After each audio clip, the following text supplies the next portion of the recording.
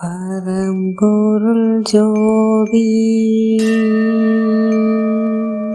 பரம்பொருள் ஜோதி பரம்பொருள் ஜோதி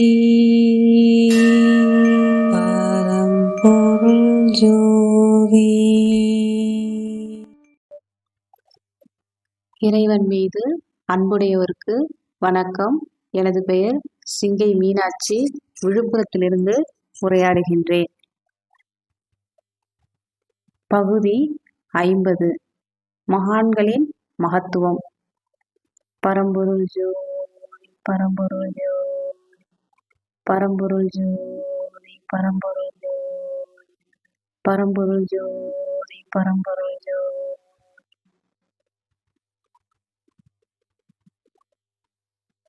அதாவது மகான்களை பற்றி நினைப்பதற்கும் மகான்களை பற்றி உரையாடுவதற்கும் அரும்பாகியம் செய்திருக்க வேண்டும். அந்த பாக்கியம் எமக்கு கிடைத்தமைக்கு மிக்க மகிழ்ச்சி அடைகின்றேன்.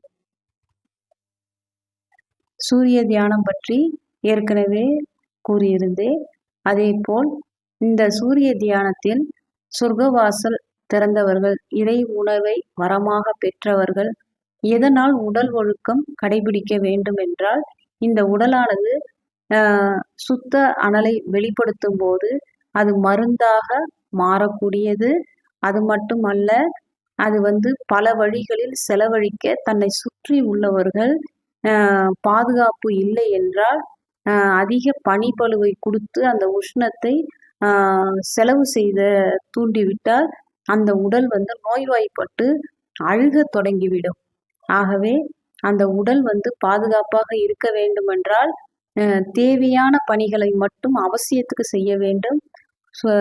உறவுகளும் தாய் தந்தையரும் அந்த இறை வாழ்க்கையில் உள்ளே வந்தவர்களுக்கு பக்கபலமாக வேலியாக நின்று ஆசிரியருடைய தொடர்பை அந்த மாணவருக்கு அதிகரிக்க செய்து உதவியாக நிற்க வேண்டும்.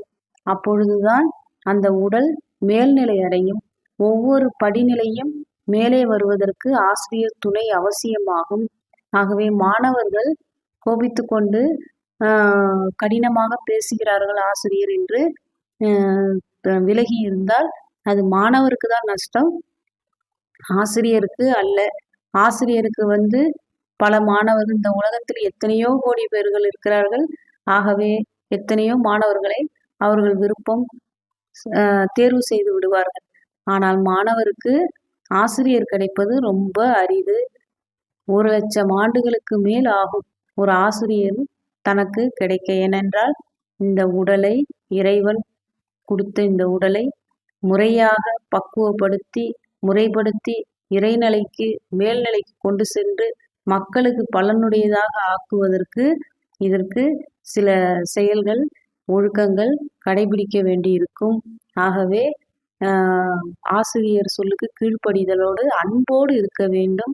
அது மட்டுமல்ல, தேவையில்லாமல் ஆசிரியர்கள் தடுத்த செயல்களை மீறி செய்தால் சொர்க்கவாசல் துந்து போய்விடும்.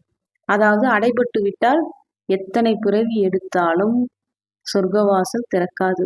மானிட பிறவி எடுத்தால் ஒரு முறை மட்டும்தான் சொர்க்கவாசல் திறக்கும். ஆகவே அதுதான் அடுத்தடுத்த பிறவிகளுக்கு இறைநிலையை அடைய பேருதவியாக இருக்கும் என்பதனால் விதிமுறைகள் கடுமையாகத்தான் இருக்கும் என்பதை அன்போடு தெரிவித்துக் கொள்கின்றேன்.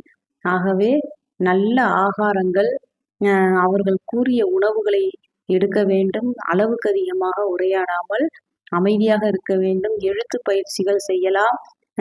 தனக்கு பொருளாதார அவசிய தேவைக்கு மட்டும் பொருளாதாரத்தை ஏற்படுத்தி கொள்ளலாம்.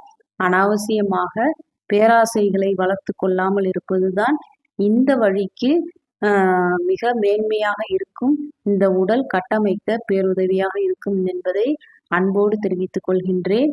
ஆகவே சொர்க்கவாசல் துந்து போவதற்கு மரணம் சம்பவித்த இடத்திற்கு 5 நிமிடம் அல்லது 10 நிமிடத்திற்கு மேல் செலவழிக்க கூடாது என்பதுதான் உண்மையாகும். ஆகவே அந்த செயலை தவிர்த்து கொள்ள வேண்டும். அதேபோல் திருமண வீடு, மற்ற கூட்டங்கள் இதெல்லாம் 10 நிமிடங்கள் மட்டும்தான் செலவழிக்க வேண்டும்.